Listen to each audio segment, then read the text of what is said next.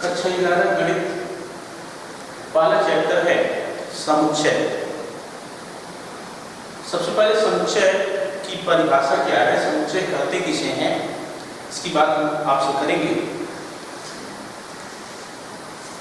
सुपरिभाषित एवं भिन्न भिन्न समूह के संग्रह को समुच्चय कहते हैं। यहाँ दो शब्द आए हुए हैं, सुपरिभाषित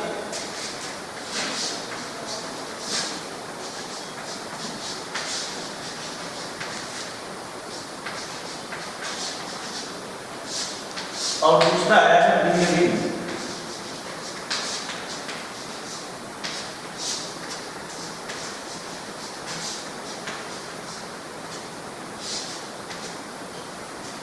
सुपरिभाषित का क्या मतलब है, जैसे कोई बात कही जाए और जैसे हम आपसे कह रहे हैं और आप समझ गए, इसका मतलब क्या है, वो बात सुपरिभाषित है। यदि हम यह कहें कि इस कक्षा 11 के उन विद्यार्थियों का नाम बताइए जो 60% या उससे अधिक अंक पाए, तो यह सुपरिभाषित है कि 60% या उससे अधिक अंक पाए हैं, उनका हम नाम आपसे पूछ रहे हैं, उनका आपको संग्रह बताना है, ठीक है। लेकिन अगर यही बात हम यह कह दें कि इस क्लास के जो 13 विद्यार्थी हैं उनका नाम बताइए, तो यह 13 शब्द सुपरिभाषित नहीं है, क्योंकि तेज कह देने से आपको यह पता नहीं है कि किसको हम तेज की श्रेणी में रखेंगे और किसको तेज की श्रेणी में नहीं रखेंगे। जब हम यह कटाव निर्धारित कर देंगे कि 60% या उससे अधिक जो अंक पाए हैं वह तेज विद्यार्थियों की श्रेणी में आएंगे, तो तेज शब्द सुपरिभाषित हो जाएगा, अन्यथा वह सुपरिभाषित नहीं है, ठीक है। दूसरी बात, भिन्न भिन्न का क्या मतलब है, समुच्चय में अवयवों को, एक अवयव को दो बार नहीं लेते। जैसे हमने यह कहा कि चलिए आप प्रतिशत में अपना अंक बताइए, तो कोई लड़का कहता है कि सर ये हमारा 65% है, अगला कहता है कि सर ये हमारा 65 है, ठीक है, फिर कहता है कोई 66 है, कोई कहता है 70 है, ठीक है। अगर इसका हम समुच्चय बनाते हैं तो 65 दो बार, जब 65 दो बार आया है तो हम 65 को दो बार नहीं लिखेंगे, एक बार लिखेंगे। 65, 66, 70, ठीक है, और ऐसे क्लोज कर देंगे। 65 दो बार आया, इसलिए हमको दो बार लिखने की जरूरत नहीं है, एक बार। इसलिए जब परिभाषा में आता है कि सुपरिभाषित एवं भिन्न भिन्न समूह के संग्रह को समुच्चय कहते हैं, तो लिखिए समुच्चय किसे कहते हैं, इसमें सुपरिभाषित एवं भिन्न भिन्न समूह के संग्रह को समुच्चय कहते हैं। समुच्चय को अंग्रेजी वर्णमाला के बड़े अक्षरों से प्रदर्शित करते हैं, capital A, capital B, capital C, capital D, capital S, ठीक है। अब समुच्चय निरूपण की विधियां, उसके पहले हमने आपसे कहा कि समुच्चय को अंग्रेजी वर्णमाला के बड़े अक्षरों से प्रदर्शित करते हैं तथा इनके अवयवों को मझोला कोष्ठक के अंदर कामा लगाकर लिखते हैं, ठीक है। जैसे अंग्रेजी वर्णमाला के स्वर अक्षरों का समुच्चय ए बराबर, आप जानते हैं कि अंग्रेजी वर्णमाला में 5 स्वर होते हैं, ए, ई, आई, ओ, यू, ठीक है। तो हो जाएगा आपका ए, ई, आई, ओ, यू, यह अंग्रेजी वर्णमाला के स्वर अक्षर, ठीक है। ये आपने एक समुच्चय लिखा, ए बराबर मझोले कोष्ठक में ए, ई, आई, ओ, यू, ठीक है। अब देखिए इसमें स्मॉल ए कैपिटल ए का एलिमेंट है, हिंदी में स्मॉल ए कैपिटल ए का अवयव है, ई स्मॉल ई कैपिटल ए का अवयव है, आई कैपिटल ए का अवयव है, ओ कैपिटल ए का अवयव है, यू कैपिटल ए का अवयव है। अब सांकेतिक रूप में ऐसे लिखते हैं, A element of capital, E element of capital A, I element of capital A, O element of capital A, U element of capital A, ठीक है। अगर मान लीजिए कोई लेकर ले और कहें चलिए B, element of capital A. तो इसमें आपको ये देखना होगा कि क्या बी इसमें है, बी इसमें नहीं है। जब बी इसमें नहीं है तो आप कहेंगे कि बी ए का अवयव नहीं है, लेकिन सांकेतिक रूप में आप लिखेंगे B not element of capital A. ध्यान देंगे, अगर बी नहीं है तो एलिमेंट का साइन बना के क्या करते हैं, काट देते हैं। ठीक है, फिर देखिए B not element of capital. ठीक है, जो है उसमें एलिमेंट का साइन बना देंगे और जो नहीं है उसमें एलिमेंट का साइन बना के क्या करेंगे, काट देंगे। तो अभी तक हमने आपसे चर्चा किया कि समुच्चय है क्या। तो सुपरिभाषित एवं भिन्न समूह के संग्रह को समुच्चय कहते हैं। समुच्चय को अंधेरी वर्णमाला के बड़े अक्षरों से प्रदर्शित करते हैं तथा इनके अवयवों को मझोला पुस्तक के अंदर कामा लगाकर लिखते हैं। ठीक है, अब जैसे इस तरह का आपका से बनता है, ऐसे दे देगा और फिर ऐसे आपका लिख देगा और कहेगा रिक्त स्थान की पूर्ति कीजिए। जैसे इसी में देखिए और रिक्त स्थान की पूर्ति करिए। जैसे यहाँ लिखिए आपका बी, फिर यहाँ लिखिए सी। तो रिक्त स्थान की पूर्ति किससे करनी है, एलिमेंट है या एलिमेंट नहीं, ध्यान देंगे। ठीक है, तो यहाँ देखिए ए कैपिटल ए में है तो यहाँ आप साइन बनाएंगे एलिमेंट का है। ठीक है, बी कैपिटल ए में नहीं है तो नहीं है का एलिमेंट का साइन बना के क्या करेंगे, काट देंगे। सी कैपिटल ए में नहीं है, एलिमेंट का साइन बना के क्या करेंगे, काट देंगे। ओ कैपिटल ई में है, एलिमेंट का साइन बना देंगे। ठीक है, यू एलिमेंट है। ठीक, बस यही।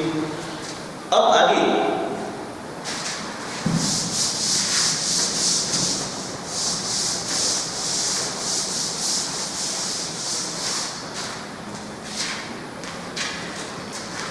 समुच्चय निरूपण की विधियां।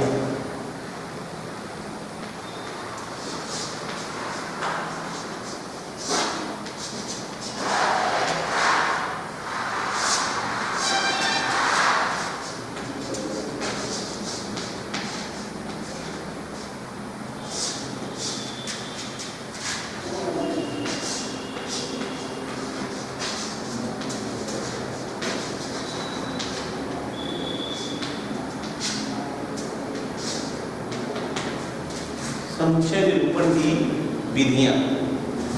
और देखिए समुच्चय निरूपण की दो विधियां हैं। समुच्चय निरूपण की दो विधियां हैं। जो पहली विधि है उसको कहते हैं सारणी विधि,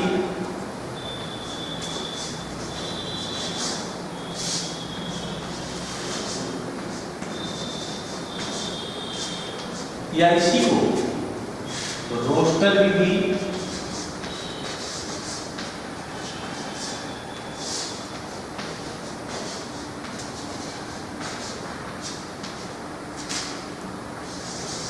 के नाम से जानते हैं। जब समुच्चय के अवयवों को मझोला पुस्तक के अंदर ज्यों का त्यों कामा लगाकर लिख दिया जाए तो समुच्चय के लिखने की इस विधि को सारणी विधि या रोस्टर विधि कहते हैं। जैसे प्रथम 5 प्राकृतिक संख्याओं का समुच्चय। प्रथम 5 प्राकृतिक संख्याओं का समुच्चय आप जानते हैं कि प्राकृतिक संख्याएं कहाँ शुरू होती हैं, 1 से शुरू होती हैं। हमने कहा प्रथम 5 का मतलब क्या, 1 2 3 4 5। ठीक है, तो यहाँ देखिए ऐसे यंता नेचुरल नंबर प्राकृतिक संख्याएं 1 2 3 4 और इन अवयवों को हमने ज्यों खाते हुए मझोला पुस्तक में कामा लगा के लिख दिया। ठीक है, तो लिखने की यह जो विधि है इस विधि को सारणी विधि या रोस्टर विधि के नाम से जानते हैं। ठीक है, दूसरी बात, जो दूसरी विधि है उसको प्रतीकात्मक विधि, प्रतीकात्मक विधि या नियम विधि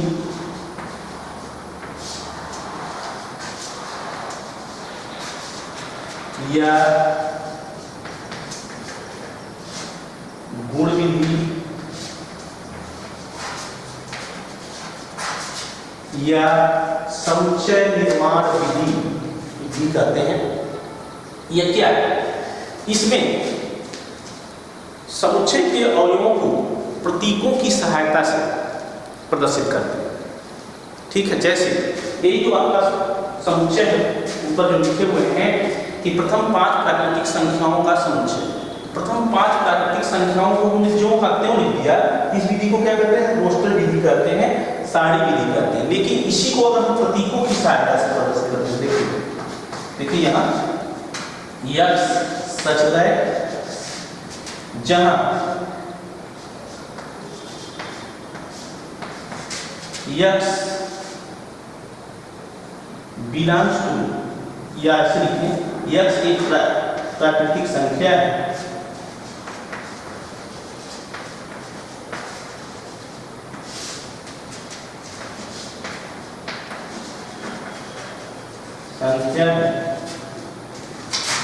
तथा x less than or equal to 5। ध्यान दीजिए, यह क्या लिख रहा है? यक्स सब्जेक्ट, यानी कि इसमें जो एलिमेंट है वो क्या है? यक्स है। वो क्या है? यक्स है। अब यक्स की क्या विशेषता है? यक्स की यह विशेषता है कि यक्स एक प्राकृतिक संख्या है और कहां तक है?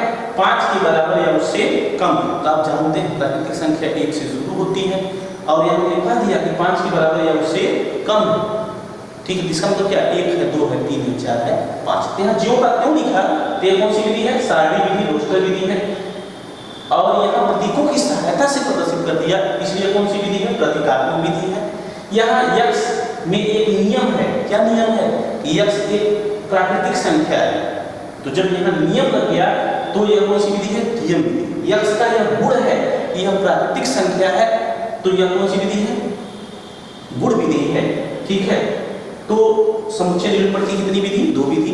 पहली विधि को कहते हैं रोस्टर विधि या सारणी विधि और दूसरी विधि को कहते हैं प्रतीकात्मक विधि, नियम विधि या गुण विधि। ठीक है, तो यह 2 बातें हो गई। समुच्चय कहते किसे हैं? दूसरी बात, समुच्चय निरूपण की विधियां कौन सी? तो आप ध्यान दें कि सुपरिभाषित एवं भिन्न समूह के संग्रह को समुच्चय कहते हैं। ठीक है, समुच्चय को अंग्रेजी वर्ड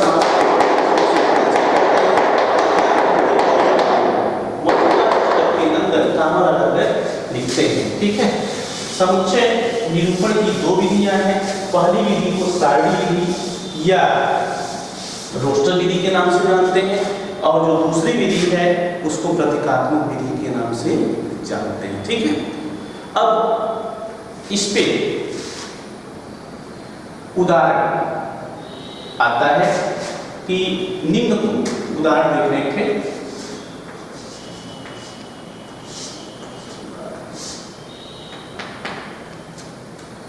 निम्न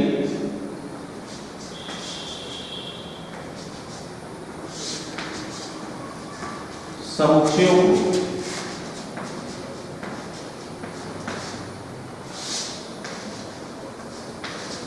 को रोस्टर विधि से लिखिए। रोस्टर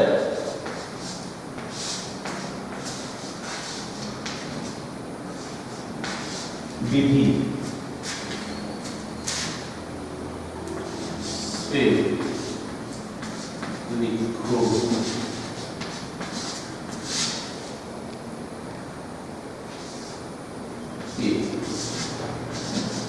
यक्स यक्स जहां यक्स बिलोंग्स टू एन तथा यक्स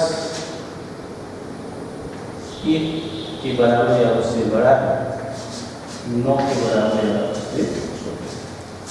ठीक है, इसका हल देखिए।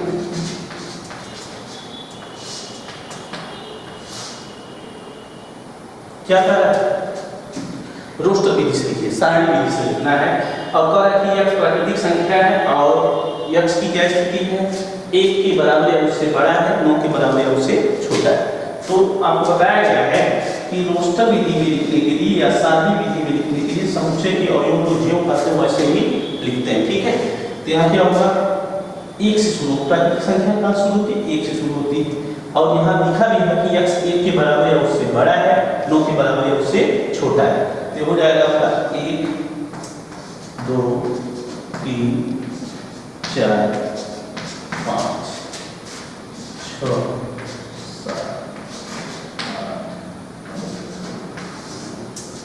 ठीक है। तो ये आपने क्या किया, इस विधि से था, ये प्रतिकात्मक विधि में था और इसको आपने लिख लिया किसमें, रोस्टर विधि में, ठीक है। ऐसे और भी उदाहरण हो सकते हैं, लेकिन अब हम दूसरा उदाहरण लेंगे जिसमें रोस्टर विधि में लिखा रहेगा और उसको प्रतिकात्मक विधि में लिखना होगा, ठीक है। जैसे देखिए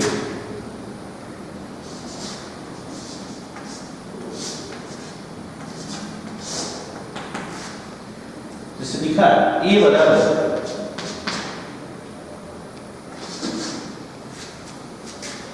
एक 4 9 16 25, ठीक है। तो किस विधि से लिखा हुआ है, रोस्टर विधि में लिखा हुआ है। आपको किस विधि में लिखना है, प्रतीकात्मक विधि में लिखना है। तो प्रतीकात्मक विधि में लिखने के लिए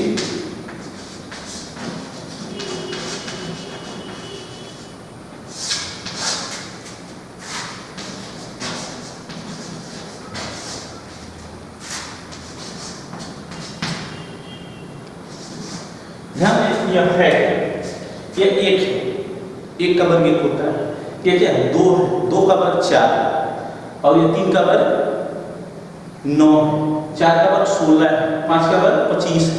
तो यहाँ पे यह देखा कि 1 से लेकर 5 तक की संख्याओं का वर्ग है और 1 से 5 तक क्या है, प्राकृतिक संख्याएं हैं। तो इसको हम ऐसे लिख सकते हैं, यक्स बराबर n, ठीक है। जहां n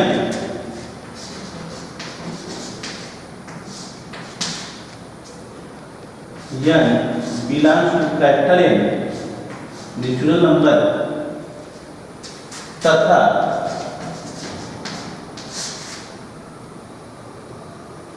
यक्स लेस देन और इक्वल टू 5।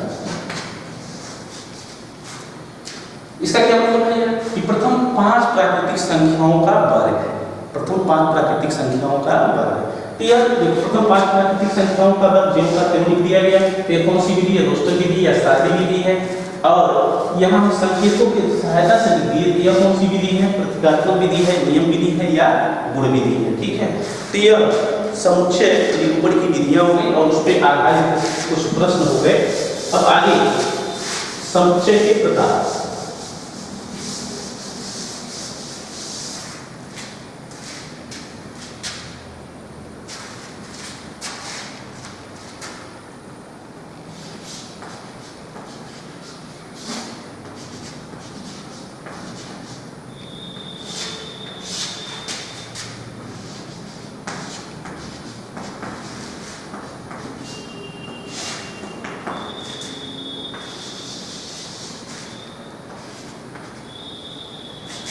समुच्चय के प्रकार, समुच्चय के निम्नलिखित प्रकार हैं और इसमें पहला प्रकार है आपका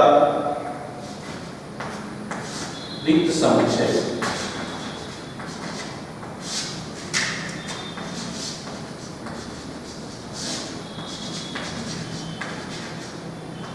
कहते हैं नल से, रिक्त समुच्चय नल से। रिक्त समुच्चय क्या है, नाम से यह स्पष्ट है, रिक्त जो क्या हो खाली, वह समुच्चय जिसमें कोई अवयव न हो, वह समुच्चय जिसमें कोई अवयव न हो उसे रिक्त समुच्चय कहते हैं, ठीक है। इसे फाई से प्रदर्शित करते हैं, प्रदर्शित करते हैं बाबू फाई से, या ऐसे मौजूदा पुस्तक बना के छोड़ देते हैं, ठीक है। तो यह कौन सा समुच्चय, रिक्त समुच्चय। इसमें कोई अवयव नहीं। जैसे हम यह कहें कि उन प्राकृतिक संख्याओं का समुच्चय बताइए जो 2 से बड़ी हो और 3 से छोटी हो।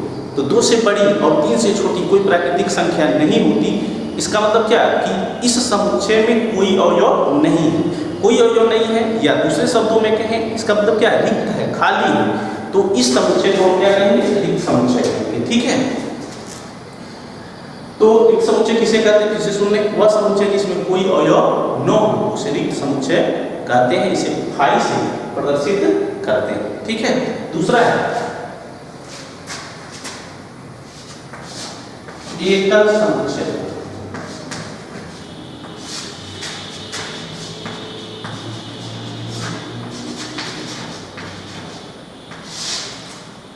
एकल समुच्चय इंग्लिश में सिंगल सेट। एकल समुच्चय क्या है, नाम से यह स्पष्ट है कि जिसमें केवल एक ही अवयव, वह समुच्चय जिसमें केवल एक ही अवयव हो उसे एकल समुच्चय कहते हैं। ठीक है, जैसे यहाँ ए बराबर, इसमें एक एलिमेंट है ए, बी बराबर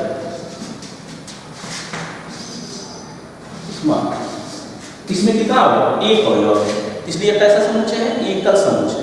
नाम से यह स्पष्ट है जिसमें केवल एक ही अवयव हो, वह समुच्चय जिसमें केवल एक ही अवयव हो उसे एकल समुच्चय कहते हैं। ठीक है, चौथा तीसरा परिमित समुच्चय। परिमित या निश्चित समुच्चय। निश्चित समुच्चय। परिमित समुच्चय वह समुच्चय जिसमें अवयवों की संख्या निश्चित हो, परिमित हो, गिना जाने योग्य हो, उसे परिमित समुच्चय कहते हैं। ठीक है, वह समुच्चय जिसमें अवयवों की संख्या निश्चित हो उसे परिमित समुच्चय कहते हैं। जैसे इस विद्यालय में अध्यापकों का समुच्चय, विद्यालय में 20 अध्यापक हैं तो उनकी संख्या निश्चित है, तो एक ऐसा समुच्चय है परिमित समुच्चय। ठीक है, या यह कहते हैं कि अंग्रेजी वर्णमाला के स्वर अक्षरों का समुच्चय ए। आप जानते हैं अंग्रेजी वर्णमाला के स्वर अक्षर कितने हैं, 5 स्वर हैं, ए, ई, आई, ओ, यू। यह क्या है, इनकी संख्या निश्चित है, परिमित है, एक ऐसा समुच्चय है परिमित समुच्चय। ठीक है, अपरिमित समुच्चय क्या होता है, अपरिमित समुच्चय। चौथा आपका है अपरिमित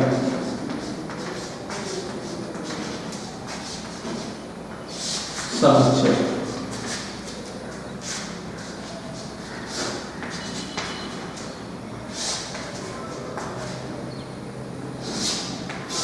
नाम से यह स्पष्ट है कि जिसमें अवयवों की संख्या क्या हो, अपरिमित, अनिश्चित, उसे अपरिमित समुच्चय कहते हैं।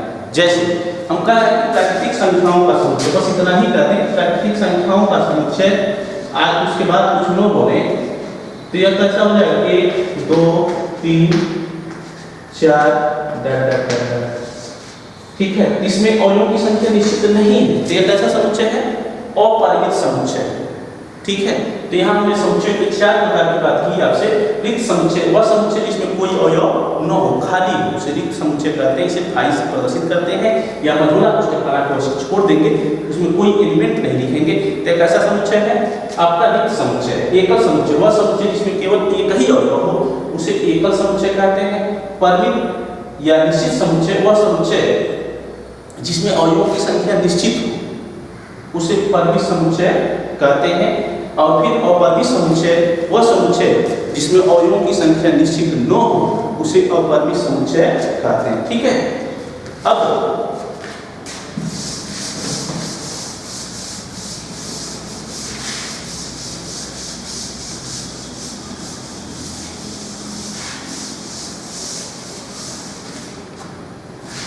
आप होमवर्क नोट करें।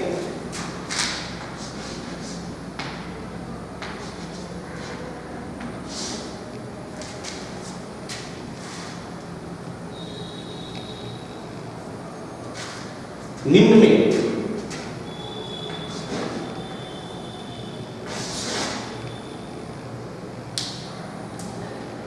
में एलिमेंट है या एलिमेंट नहीं है का चिन्ह है।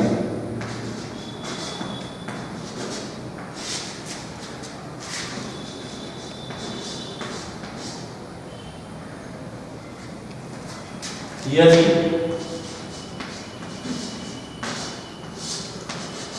ए बराबर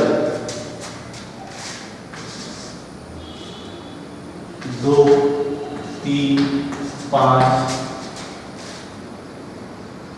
7,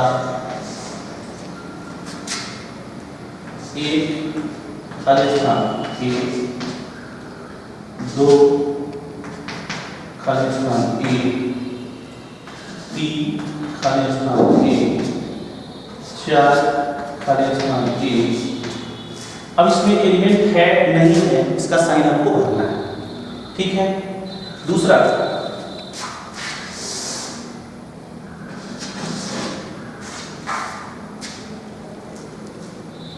निम्न को रोस्टर विधि में लिखिए। x belongs to n तथा x लेस देन और इक्वल टू 10। b x बराबर n क्यू n belongs to capital N तथा n लेस देन और इक्वल टू 5। इन दोनों को क्या करना है, रोस्टर विधि में लिखना है, ठीक है।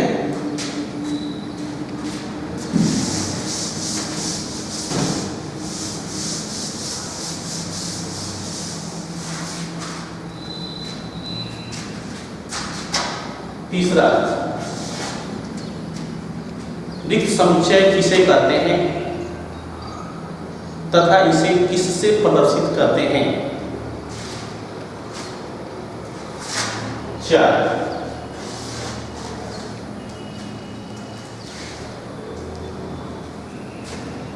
दो परिमित समुच्चयों का उदाहरण दीजिए।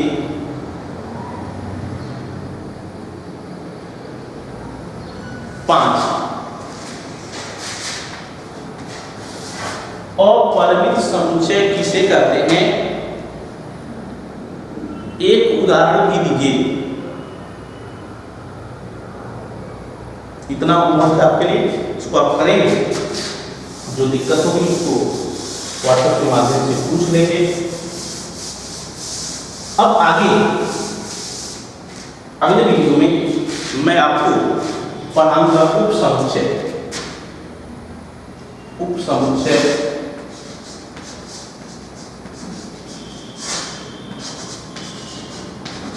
ये आपका नेक्स्ट टॉपिक है, तो अगले वीडियो में बात।